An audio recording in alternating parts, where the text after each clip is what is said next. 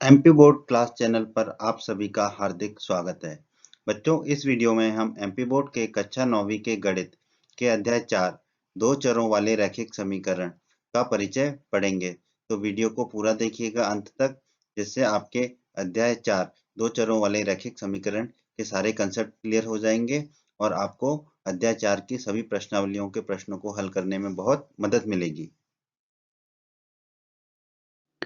बच्चों, अगर आप हमारे एमपी बोर्ड क्लास चैनल पर नए हैं और आपने अभी तक अगर हमारे चैनल को सब्सक्राइब नहीं किया है तो सब्सक्राइब बटन को दबाकर हमारे चैनल को सब्सक्राइब कर लें और बेल आइकन को भी दबा दें, जिससे आपको हमारे चैनल के नए नए वीडियोस के नोटिफिकेशन सबसे पहले मिलेंगे।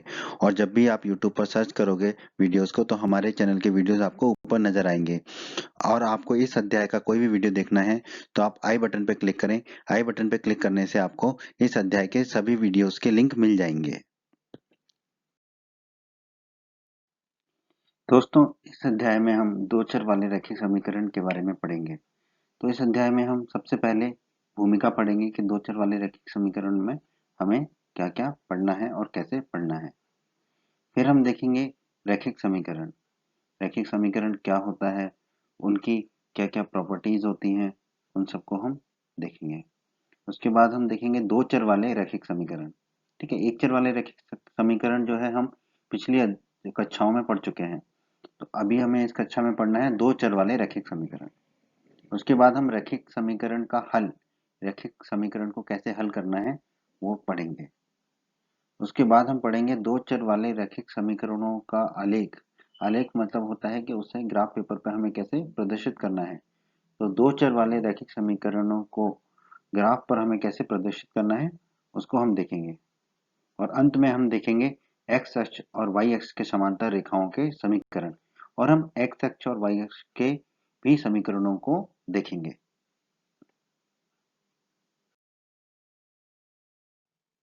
भूमिका। दोस्तों, पिछली कक्षाओं में आप एक चर वाले रैखिक समीकरणों का अध्ययन कर चुके हैं। ठीक है, आपने पिछली कक्षाओं में पढ़ा था कि एक चर वाले रैखिक समीकरण कैसे होते हैं और उनकी प्रॉपर्टीज क्या होती हैं। ठीक है, आप कह सकते हैं कि x धन 1 बराबर 0, ये जो है एक चर वाला रैखिक समीकरण है। एक चर वाला रैखिक समीकरण मतलब कि उसमें एक चर होगा। ठीक है, एक चर मतलब एक ऐसा पद होगा जिसका मान बदल सकता होगा। ठीक है, यहाँ पर देखिए x जो है वो चर है। एक तो जो है एक का मान तो जो है फिक्स है, मतलब एक का मान बदल नहीं सकता है। ठीक है, शून्य का मान भी नहीं बदल सकता है। ठीक है, एक्स का मान बदल सकता है तो एक्स चर है। उसी तरह दूसरा देखेंगे एक्स धन √2 बराबर 0। तो ठीक है, यहाँ पर भी कितने चर है, एक चर है। तो ये एक चर वाला रैखिक समीकरण है। दूसरा उदाहरण देख लेते हैं, √2 गुना वाई धन √3 बराबर 0। ठीक है, तो यहाँ पर चर क्या है हमारा वाई। ठीक है, तो इस तरह से एक चर वाले रैखिक समीकरणों को आप पिछली कक्षाओं में पढ़ चुके हैं। ये सब जो है हमने अभी दिए वो एक चर के रैखिक समीकरणों के उदाहरण है। और आप सब जानते हैं कि ऐसे समीकरणों का जो हल होता है वो अद्वितीय होता है। अद्वितीय का मतलब क्या होता है कि केवल और केवल एक। ठीक है, जैसे कि ताजमहल। ताजमहल क्या है, अद्वितीय है। क्या ताजमहल जैसी बिल्डिंग दूसरी है दुनिया में, नहीं है। ठीक है, तो एक चर वाले रैखिक समीकरणों का जो हल होगा वो क्या होगा, अद्वितीय होगा। ठीक है, अब हम इस अध्याय में एक चर वाले रैखिक समीकरणों को दोबारा से थोड़ा सा पढ़ेंगे। ठीक, बहुत ज्यादा नहीं, थोड़ा सा पढ़ेंगे और उससे संबंधित ज्ञान को दो चर वाले रैखिक समीकरणों पर लागू करेंगे और फिर हम दो चर वाले रैखिक समीकरणों को आगे पढ़ेंगे। यहाँ पर हम इन प्रश्नों पर विचार करेंगे कि जैसे कि एक चर वाले रैखिक समीकरणों का जो हल होता है वो अद्वितीय होता है, यानी कि सिर्फ और सिर्फ एक ही हल होता है। क्या उसी तरह दो चर वाले रैखिक समीकरणों का एक हल होता है या अनेक हल होते हैं? और यदि एक ही हल होता है तो वो हल, एक ही हल क्या होता है?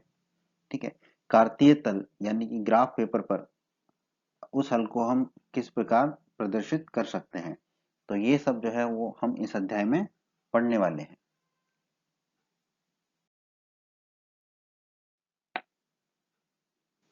रैखिक समीकरण।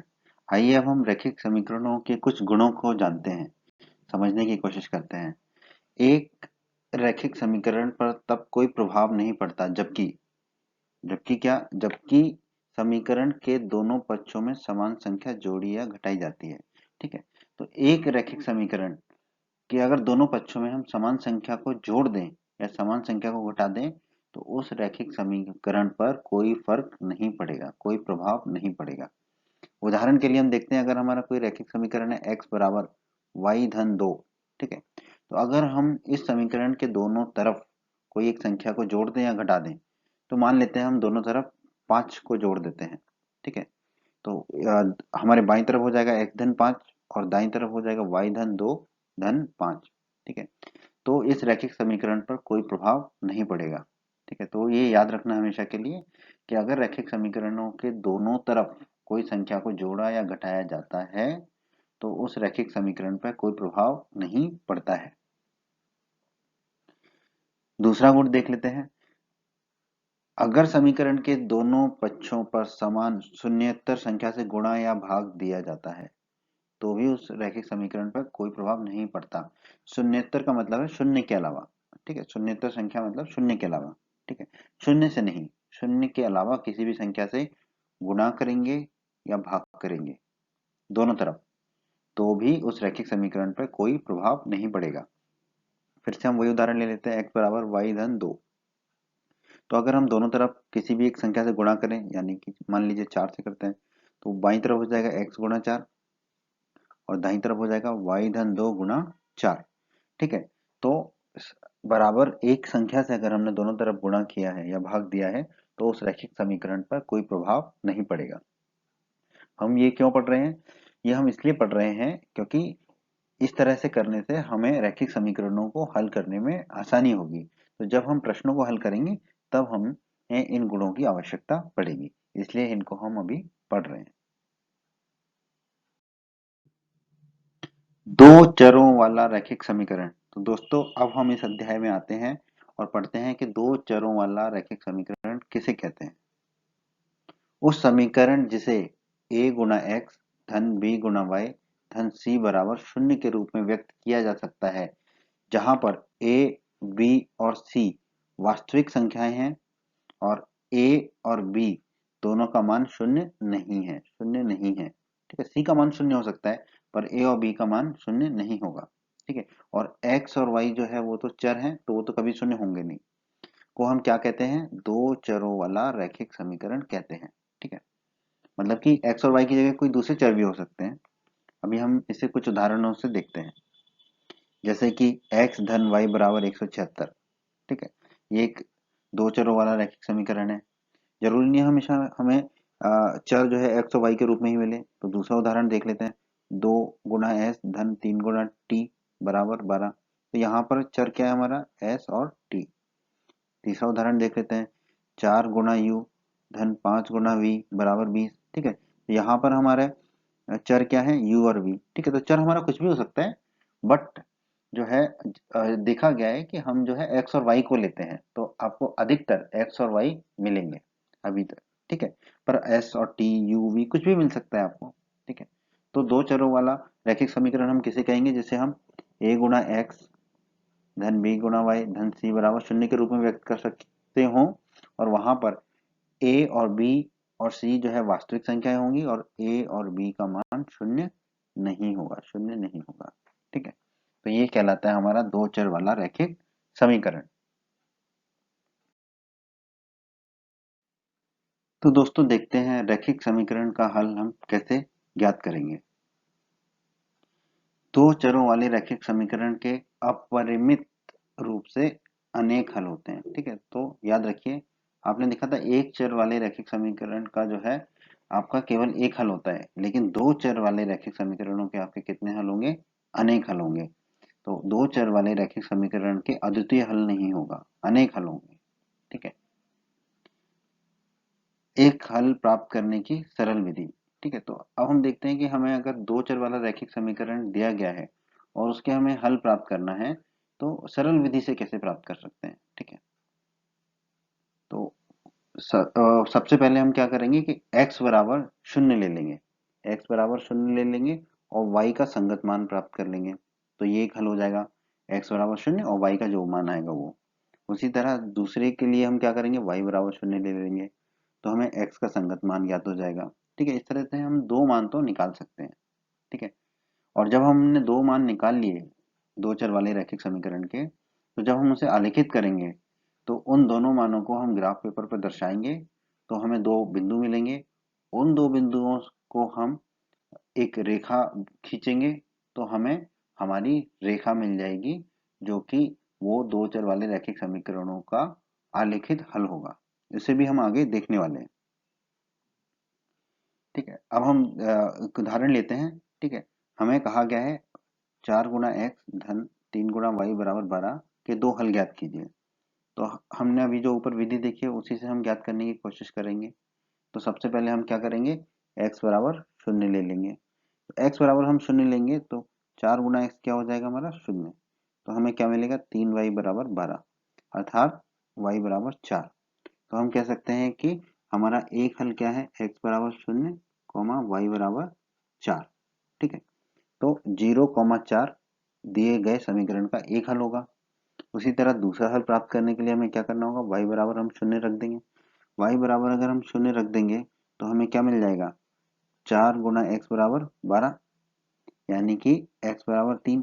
तो हम क्या मिल जाएगा, x बराबर 3 और y बराबर हमने कितना दिया था, शून्य। ठीक है, तो हल क्या होगा हमारा 3,0 3,0 एक हल होगा। तो इस तरह हमने दो हल प्राप्त कर लिए, 0,4 और 3,0। ठीक है, तो ये दो हल हमने प्राप्त कर लिए।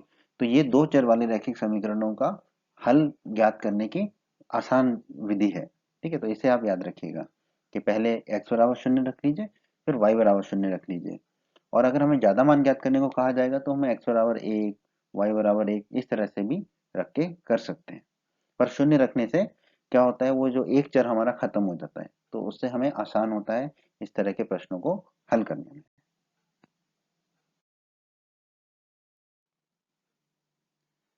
दो चरों वाले रैखिक समीकरण का आलेख।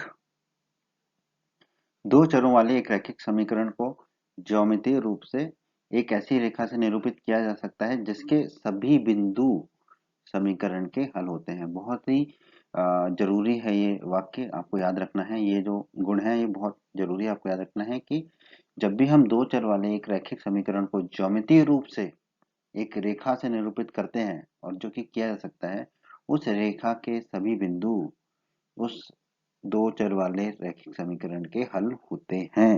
ये हमें याद रखना है। ठीक है, पिछले अध्याय में हमने निर्देशांक ज्योमेट्री में इसके बारे में पढ़ा है कि कैसे हमें ग्राफ पेपर पर बिंदुओं को आलेखित करना है। इस रैखिक समीकरण को क्या कहा जाता है, आलेख। इस रैखिक समीकरण को हम कहते हैं आलेख। आलेख मतलब कि हमें प्रदर्शित करते हैं ग्राफ पेपर पर। अतः दो चर वाले रैखिक समीकरणों को आलेख प्राप्त करने के लिए हमें दो हलों के संगत दो बिंदु आलेखित करना होता है। तो हमें कम से कम दो हल चाहिए उस रेखा को आलेखित करने के लिए, अर्थात दो बिंदु हमें चाहिए। ठीक है, तो दो हल और दो बिंदु कैसे निकालना है ये हमने अभी देखा था। पहले x बराबर शून्य रख दो, फिर y बराबर शून्य रख दो।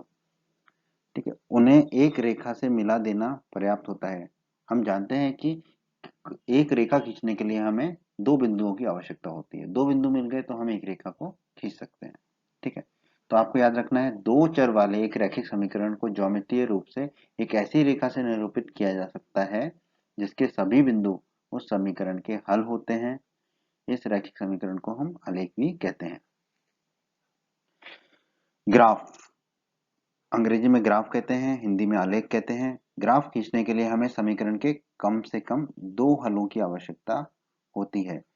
उन दो हलों से हम दो बिंदुओं को ग्राफ पर आलेख पर प्रदर्शित करते हैं और फिर हम रेखा खींच देते हैं। अर्थात एक घात वाले बहुपद समीकरण ए एक्स धन बी वाई धन सी को रैखिक समीकरण इसलिए कहा जाता है क्योंकि इसका ज्यामितीय निरूपण जो है वो एक सरल रेखा होती है। इसलिए हम इसे रैखिक समीकरण कहते हैं, क्योंकि इसका ज्यामितीय निरूपण ग्राफ पर जब इसे हम आलेखित करते हैं तो हमें एक सरल रेखा प्राप्त होती है। बच्चों, अगर आप हमारे एमपी बोर्ड क्लास चैनल पर नए हैं और आपने अभी तक अगर हमारे चैनल को सब्सक्राइब नहीं किया है तो सब्सक्राइब बटन को दबाकर हमारे चैनल को सब्सक्राइब कर लें और बेल आइकन को भी दबा दें, जिससे आपको हमारे चैनल के नए नए वीडियोस के नोटिफिकेशन सबसे पहले मिलेंगे। और जब भी आप यूट्यूब पर सर्च करोगे वीडियोस को तो हमारे चैनल के वीडियोस आपको ऊपर नजर आएंगे। और आपको इस अध्याय का कोई भी वीडियो देखना है तो आप आई बटन पर क्लिक करें। आई बटन पर क्लिक करने से आपको इस अध्याय के सभी वीडियोस के लिंक मिल जाएंगे। आइए दोस्तों, अब हम दो चर वाले रैखिक समीकरण के आलेख को ग्राफ पेपर के माध्यम से समझने की कोशिश करते हैं। ठीक है, हमें दिया हुआ है निम्नलिखित समीकरण के हल ज्ञात कीजिए। हमें इसे आलेखित करके दिखाते हैं। क्या समीकरण दिया गया है हमें? 4 गुना एक्स धन 3 गुना वाई बराबर 12। ठीक है, तो हमने क्या पढ़ा था अभी कि किसी भी दो चर वाले रैखिक समीकरण को आलेखित करने के लिए हमें पहले हमें क्या ज्ञात करना होगा? दो बिंदु, दो हल। ठीक है, कम से कम दो हल ज्ञात करना होगा। तो हमें कम से कम दो हल ज्ञात करना है तो हम दो ही को ज्ञात करते हैं। ठीक है, तो हम दो हल ज्ञात करेंगे और उन हलों को बिंदु मान के आलेख पर ग्राफ पर प्रदर्शित करेंगे और रेखा खींचेंगे।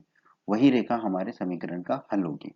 ठीक है, तो जैसा कि हमने पहले देखा था, समीकरण में हम पहले x बराबर 0 रख देंगे तो हमें क्या मिलेगा? 3 गुना वाई बराबर 12 अर्थात वाई बराबर 4। तो हमारे क्या हल प्राप्त हुआ? 0,4, क्योंकि x बराबर 0 है हमारा और y बराबर क्या है? 4। ठीक है, एक हल मिल गया हमको। उसी तरह दूसरा हल के लिए हम क्या करेंगे? y बराबर 0 रख देंगे। y बराबर 0 हम रखेंगे तो हमें क्या मिलेगा? 4 गुना x बराबर 12 यानी कि x बराबर 3। तो हमें क्या हल मिला? 3,0, क्योंकि x बराबर हमें मिला 3 और y बराबर जो है हमने लिया था 0। ठीक है, तो हमें दो बिंदु मिल गए दोस्तों, 0,4 और 3,0। ठीक है, तो दो बिंदु हमें मिल गए। पहला बिंदु क्या है? हमें 0 x बराबर 0 और y बराबर 4। दूसरा बिंदु क्या है हमारा? x बराबर 3 और y बराबर 0। ठीक है, तो हम पहला बिंदु लेते हैं। पहला बिंदु क्या है हमारा?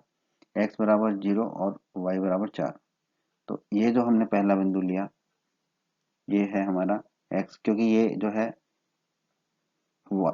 x एक्सिस से जो है इसकी दूरी 4 है तो y बराबर हो जाएगा 4 और y एक्सिस से इसकी दूरी 0 है तो x की जगह क्या जाएगा? 0। ठीक है, तो ये हो गया हमारा 0,4। दूसरा बिंदु हमारा क्या है? x बराबर 3 और y बराबर 0 तो x एक्सिस पे इसकी दूरी कितनी हो जाएगी? 3 और जो है x एक्सिस से इसकी दूरी कितनी है? 0, तो y बराबर कितना हो जाएगा? 0। ठीक है, y एक्सिस से इसकी दूरी है 3, तो x बराबर 3 और y बराबर 0। तो ये हमें दो बिंदु मिल गए। अब हम इन दोनों बिंदुओं को जोड़ देते हैं। ठीक है, तो हमें एक रेखा प्राप्त होगी। इन दोनों बिंदुओं को हमने जोड़ा तो हमें एक रेखा प्राप्त हो गई। ठीक है, यही जो रेखा हमें प्राप्त हुई है इन दोनों बिंदुओं को जोड़ने से, यही रेखा जो है हमारे दिए गए समीकरण का हल है। हमें दिया गया समीकरण है 4 गुना एक्स धन 3 गुना वाई बराबर 12। ठीक है, ये जो रेखा है यही हमारे दिए गए समीकरण का हल है। तो इसी तरह से हमें किसी भी दो चर के समीकरण का हल ज्ञात करके उसे आलेखित कर सकते हैं।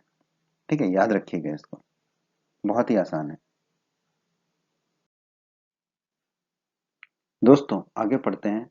अगर दो चर वाला रैखिक समीकरण हमारा y बराबर के एक्स इस रूप में है तो उस समीकरण का जो आलेख होगा वो एक रेखा होगी, ये तो ठीक है। पर वो जो रेखा होगी वो सदैव कहाँ से होकर जाएगी? मूल बिंदु से होकर गुजरेगी। ठीक है, मूल बिंदु मतलब कि x बराबर 0 और y बराबर भी 0। ठीक है, अब कैसे? अगर आप x का मान 0 रखेंगे तो y का मान कितना मिलेगा आपको? 0। तो तो ये एक समीकरण का हल होगा। और x बराबर 0 और y बराबर 0 अगर एक बिंदु है तो ये बिंदु क्या कहलाता है? हमारा मूल बिंदु। ठीक है, मूल बिंदु कहलाता है x बराबर 0 y बराबर 0। तो वो जो रेखा है वो कहाँ से होकर गुजरेगी? वो रेखा गुजरेगी हमारी मूल बिंदु से होकर। ठीक है, कौन सी रेखा मूल बिंदु से होकर गुजरेगी? जो कि समीकरण y बराबर k गुना x का एक हल होगा।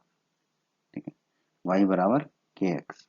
ठीक है, तो ये आपको याद रखना है, आगे की कक्षाओं में भी आपको ये बहुत काम आने वाला है।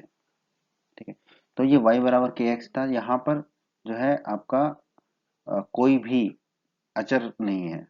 ठीक है, हमने जैसे पढ़ा था दो चर वाला समीकरण क्या होगा, ए एक्स धन बी बाई धन सी बराबर 0। ठीक है, तो यहाँ पर सी जो है, जो अचर है, वो उसका मान कितना है, 0 है। ठीक है, तो अगर दो चर वाले समीकरण में अचर सी 0 है, तो वो उस समीकरण का जो आलेख होगा, हल होगा, वो कहाँ से होकर गुजरेगा, मूल बिंदु से होकर गुजरेगा।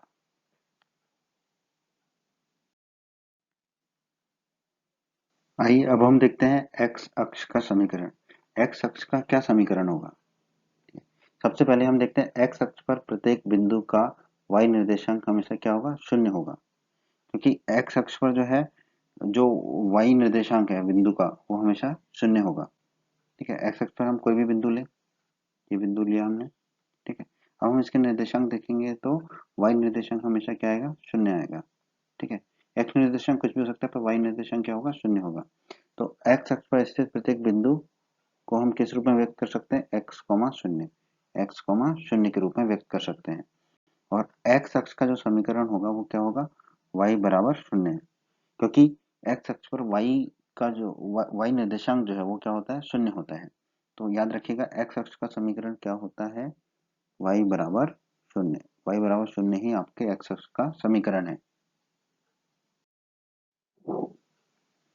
अब हम देखते हैं y अक्ष का समीकरण। ठीक है, तो y अक्ष पर स्थित प्रत्येक बिंदु का x निर्देशांक क्या होता है, 0 होता है। और y अक्ष पर स्थित प्रत्येक बिंदु को हम किस रूप में प्रदर्शित कर सकते हैं, 0 कॉमा y। हम देखते हैं, एक बिंदु लिया हमने। ठीक है, इस बिंदु के निर्देशांक क्या होंगे, आप देखकर बता सकते हैं, इसके निर्देशांक होंगे 0 कॉमा 2.5। ठीक है, तो x निर्देशांक क्या हुआ, 0, और y निर्देशांक कुछ भी हो सकता है, अभी 2.5 है, पर कुछ भी हो सकता है। y अक्ष पर स्थित सभी बिंदुओं के x निर्देशांक कितने होंगे, 0 होंगे। ठीक है, और y अक्ष का समीकरण क्या होगा, x बराबर 0, क्योंकि y अक्ष पर स्थित सभी बिंदुओं का x निर्देशांक 0 होता है।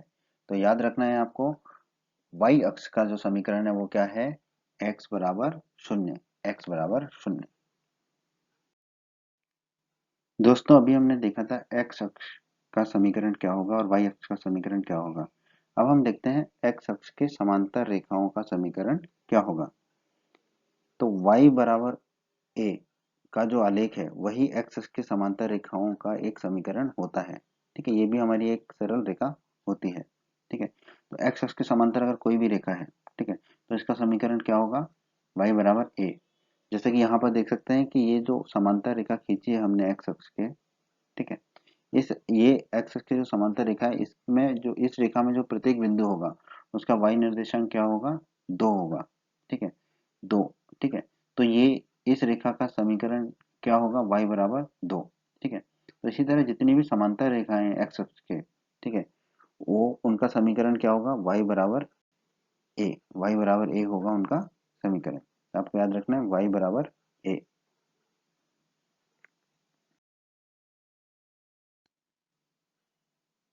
तो दोस्तों जैसा कि हमने देखा x अक्ष के समांतर रेखा का समीकरण, उसी तरह हम देखते हैं y अक्ष के समांतर रेखा का समीकरण।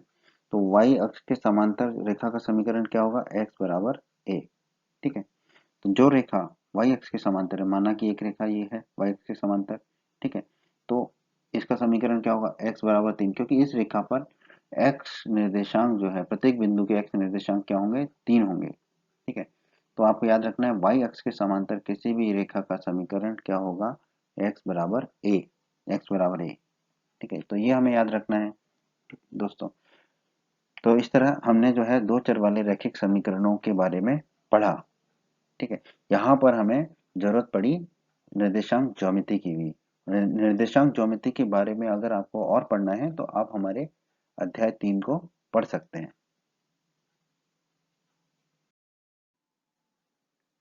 उम्मीद करते हैं बच्चों आपको एमपी बोर्ड क्लास का ये वीडियो पसंद आया होगा। बच्चों अगर आप हमारे चैनल पर नए हैं और आपने अभी तक चैनल को सब्सक्राइब नहीं किया है तो आप सब्सक्राइब बटन को दबाकर जल्दी से चैनल को सब्सक्राइब कर लीजिए और बेल आइकन को भी दबा दीजिए। बेल आइकन को दबाने से क्या होगा, हमारे चैनल पर जब भी कोई नया वीडियो आएगा तो उसका नोटिफिकेशन सबसे पहले आपको मिलेगा और यूट्यूब सर्च में भी आपको हमारे वीडियोस ऊपर नजर आएंगे। और आप हमारे वीडियोस को अपने सभी दोस्तों के साथ फेसबुक और व्हाट्सएप पर अवश्य शेयर कीजिए, जिससे आपके दोस्तों का भी लाभ हो सके।